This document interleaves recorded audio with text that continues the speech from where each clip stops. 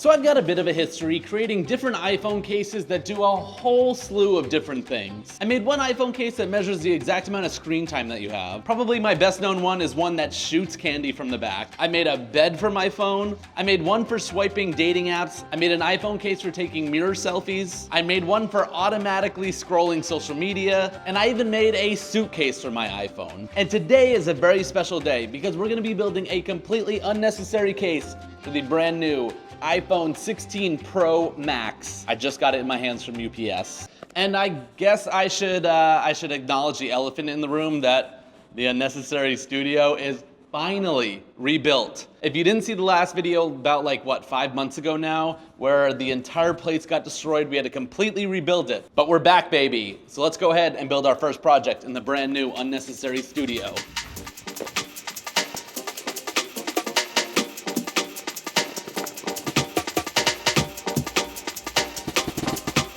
Ooh, shiny, look at this thing. But let's be real, it basically looks like an iPhone 15 Pro Max, except for one important feature. And that's what we're gonna focus on today. And I'm sure by now you already know the feature that I'm talking about. It's their new camera control button that they added to the side of the phone. This can be used for things like quickly calling up your camera to take a picture. You can half press on it and zoom in and out of photos by just sliding your finger back and forth. And of course you can use it just like a regular camera trigger. And of course they upgraded all the different cameras on the back and everything. But other than the artificial intelligence stuff that they announced, that isn't even available yet on this phone, the camera seemed to be like the main focus of this new phone. Which is kind of funny because I actually had this idea for this project earlier this summer, before all of this stuff was announced. Because if you think about it, the camera that we have in our pockets all day long is absolutely incredible. But I guess not for everyone. Because this summer I was walking around my local fair and I started noticing something as I was waiting in line for all the different rides. Every single Gen Z person was taking pictures, but they were using these old school digital cameras instead of actually using their phone to get that old school digital camera look.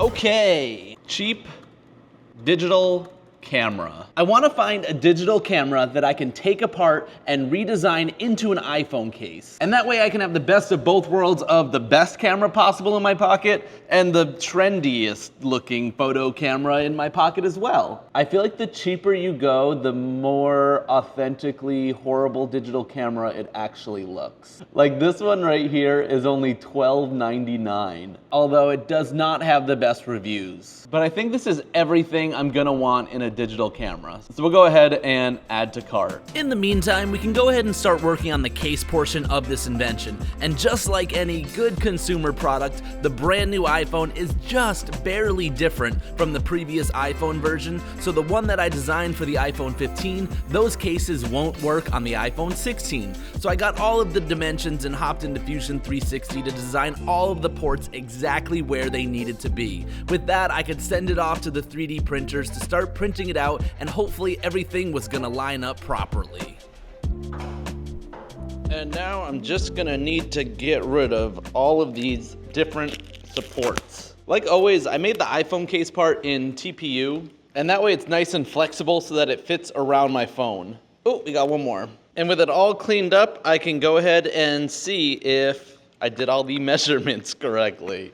I mean, it's definitely in there. We've got a cutout for these buttons, we've got the camera cut out, and most importantly, we have the new camera button cut out. Ooh, that was creepy. It's like camera inception right now. But at least we have the basis of the case that we're gonna use, and then we can build the rest of the camera case up from here. Which that perfectly leads us to the next important piece of this puzzle.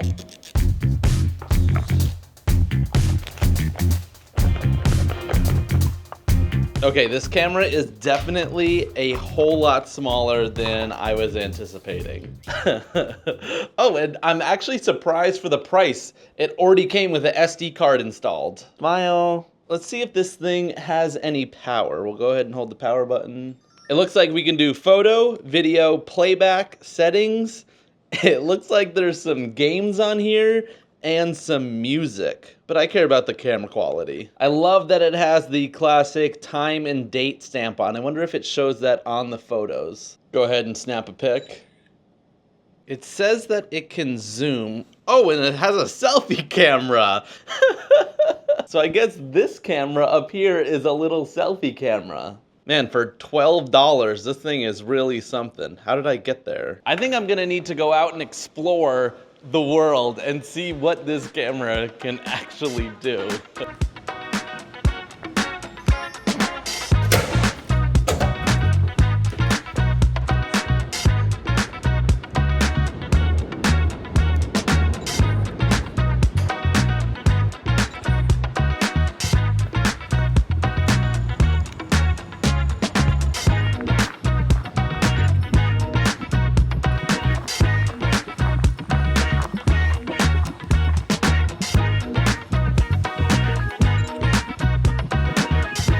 Got to say, this camera was a little bit more fun than I was anticipating. I mean, the photo quality and the video quality isn't great, but I think that's kind of exactly what I'm looking for. Because if it's gonna be juxtaposed to an iPhone camera, I don't want the qualities to be same. I want this to be trash and trendy, and I want this to be perfect. But a quick studio update, we took out this wall in the brand new reconstruction. So now I've got printers going down this wall, I've got printers going down this wall, and now we've got 2 walls of narcissism of all my old inventions. And now that this camera has been taken to the test, it's time to take it apart and find out what the guts inside of here are actually looking like. That was another reason why I chose this camera. I thought it was looking pretty simple, that I was gonna be able to actually take it apart without too much effort. And just like that, there was only 4 screws actually holding the entire back piece together. And with it opened up, I could see all the different little components that were inside that made up this camera. There were only 3 other screws that were holding in the brains of this operation, and once I got the screen out, I just needed to get the camera itself out. That easily popped out with 2 more screws, and now I had everything in one place. So that entire camera boils down to just these few components here. We've got the PCB board here that has the buttons embedded on them, and it has a LiPo battery attached to it. And that floppy little guy is the front-facing camera module. On the other side, we've got the tiny little selfie camera. We've got a speaker module to make all the sounds. And of course, we've got the screen to see everything that's going on. But more importantly, did I screw anything up and does it still turn on? Oh, it does, yay. And this is a tiny little like PSA on how I do things. Because I was originally thinking about building my own camera setup using like a Raspberry Pi, a camera module that attaches to it. But then I got thinking, if this already exists in the world, why make my life more difficult? And I can just retrofit this into the idea I have. So if it exists in the world, just use it. And speaking of retrofitting, it was exactly that time to do so. So now I had to take those different components and start building the actual camera portion of this case. So using that case design I had at the start, I was building up from there. And honestly, this is when I'm exactly in my zone.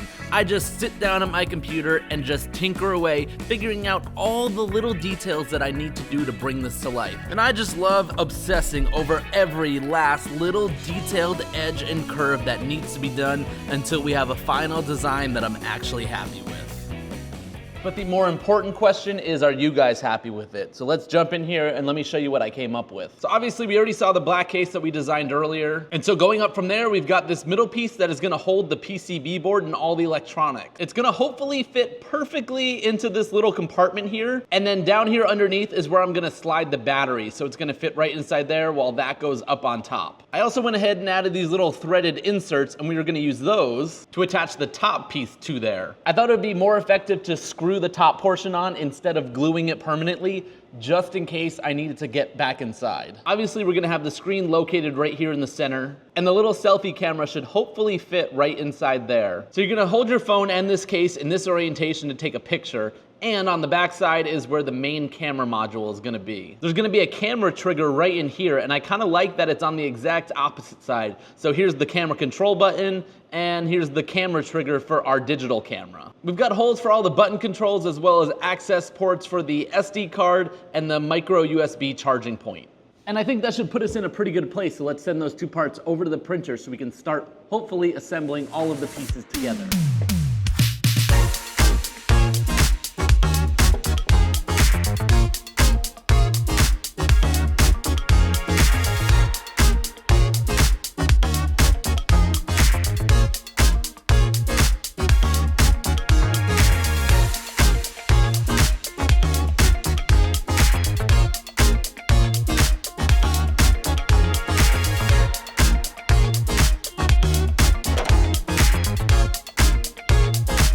so clean.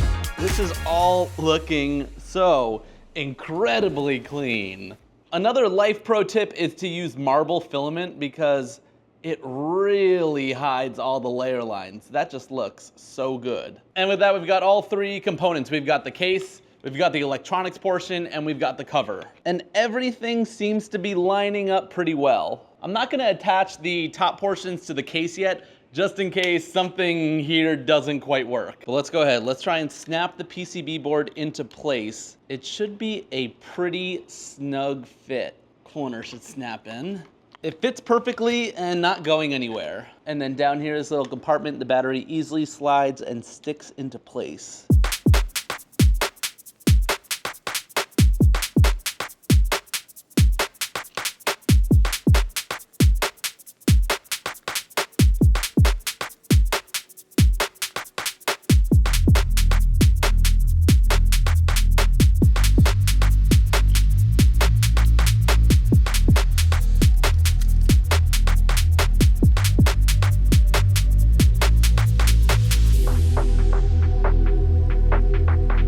And we are fully assembled. Let me grab my phone and go ahead and slide it into the case, because I feel like this makes it official. The perfect camera and the trendy camera. That's a pretty quick move though. Photo, photo. But the better question is, does it still turn on? Go ahead and hit the power button here. We're still working. I redesigned the buttons and all of those should still work. The camera trigger has a little motion to it. And look at that, we are in business. Okay, let me try it for real though. Photo, photo. That was pretty smooth. All right, overall, I gotta say, this came out super smooth, and it actually fully works. Because when you start a project, you never have any idea if it's going to. But just like we did before, I think we need to go take this to a real world test.